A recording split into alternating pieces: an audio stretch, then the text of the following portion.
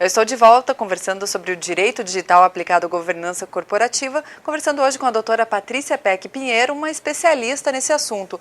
Eu vou voltar agora, doutora, com uma questão. Nós falamos sobre os códigos de ética. Gostaria de ouvir se os trabalhadores terceirizados eles devem seguir esse mesmo código de ética que os demais colaboradores ou existe algo específico, deve existir algo específico para eles? O ideal para aumentar a proteção jurídica é criar específico.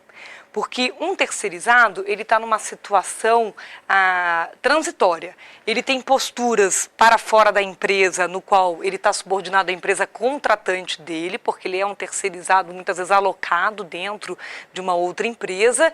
E quando ele está prestando serviço para aquela empresa, ele tem que atender à ética dela. Ou seja, ele está sob dois códigos de ética, digamos assim, da empresa origem, né, a qual ele já trabalha, e da empresa que contratou a que ele trabalha. Então, esse cenário de terceirizados, ainda mais em áreas de TI, isso tem sido muito crescente, né, que tem alocação de equipe interna dentro da empresa, o ideal é o código de ética do terceirizado. Nós já fizemos esse tipo de trabalho para empresa de cartão de crédito, por exemplo, empresas que têm a contratação de muita gente de call center.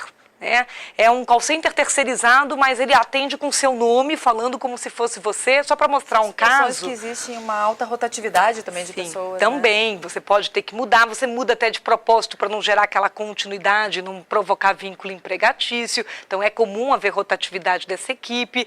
Essa pessoa, o que acontece com ela é que ela tem acesso a informações, ela tem que ter posturas dentro daquele local de trabalho, mas como quem na verdade ela está subordinada uma outra empresa, que isso é muito comum, ter duas PJs e a pessoas físicas dessa empresa serem colocadas nessa. Eu terceirizo para uma outra PJ e tenho o apoio dessa equipe, que não é a minha equipe própria.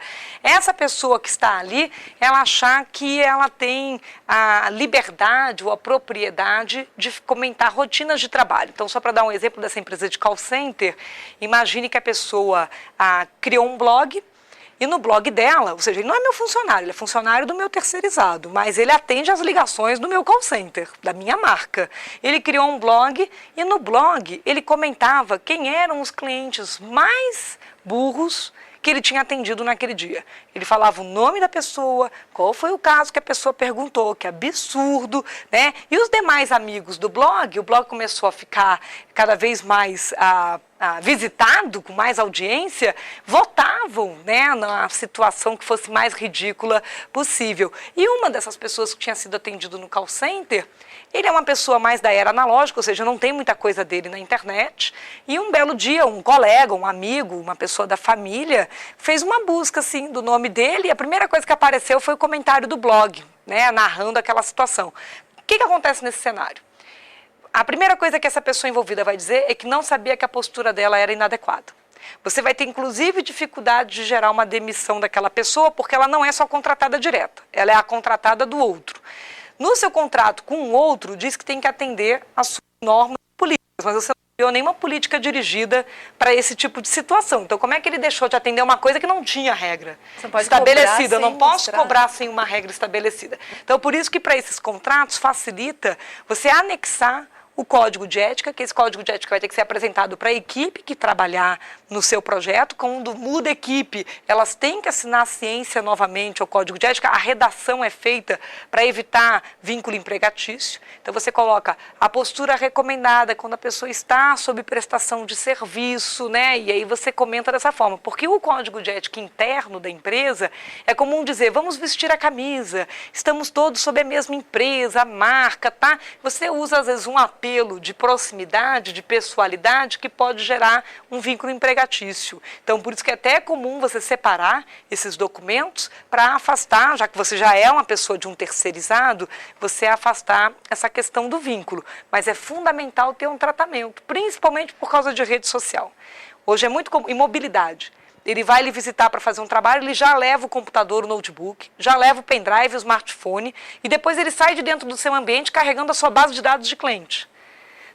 O quanto você pode ter direito de fazer inspeção física de equipamento, solicitar para vistoria, monitorar o que ele está fazendo no seu ambiente. Eu posso fazer essa monitoração dentro da minha empresa? Desde que avisado previamente, pode. Então, você vai avisar isso no contrato de terceirização e no anexo tanto do Código de Ética, como também é muito comum na política de segurança de informação. São requisitos de segurança porque as empresas vão compartilhar informação. Tem sido a maior parte dos incidentes que envolvem informação. Até mesmo quando você tem um trabalho de auditoria, né, a próprio auditor, que é um auditor independente que vem para o seu ambiente, ele também está sujeito a atender algumas questões de ética e de segurança de informação. A questão é bem mais complexa do que parece ser. A doutora citou as redes sociais. Como as empresas hoje todas buscam utilizar cada vez de uma forma mais eficaz essas redes sociais? Como utilizar essas redes sem correr tantos riscos? É importante também ter uma diretriz sobre isso, né? Hoje nós temos muitos clientes abertos em bolsa que estão criando a área de RI, de relação com o investidor, em redes sociais, como por exemplo um Twitter. Só que quando ela cria isso, se ela não deixar claro que os funcionários não podem criar e associar conteúdos à marca, por um funcionário já ter visto que existe uma rede social com o nome da empresa, ele se acha na liberdade de criar também. E às vezes o comentário, a informação que ele vai colocar ali pode gerar um risco. Às vezes ele não associa com a empresa, mas o nome dele, o cargo dele e a informação que ele está postando gera quebra de sigilo profissional.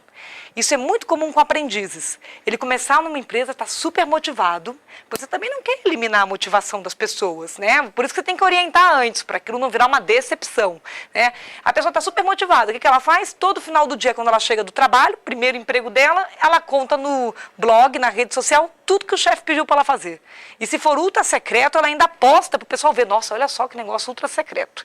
Teve um caso de um incidente de um cliente que a pessoa que estava como aprendiz na área financeira postou no blog o balanço da empresa com informação diferente do que estava na CVM.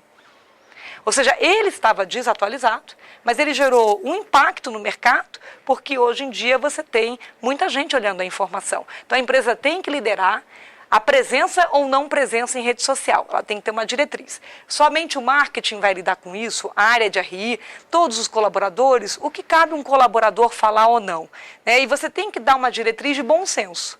Se você falar assim, use com bom senso, o que é bom senso hoje em dia? O bom senso seria, não fale uma coisa, né? Exatamente, não fale uma coisa que seria confidencial. Aí as empresas às vezes não têm uma política de classificação da informação, para deixar claro que aquela informação é confidencial. Por isso que você escreve no código de ética o quê? Se você não souber qual é a classificação da informação, trate-a sempre como confidencial.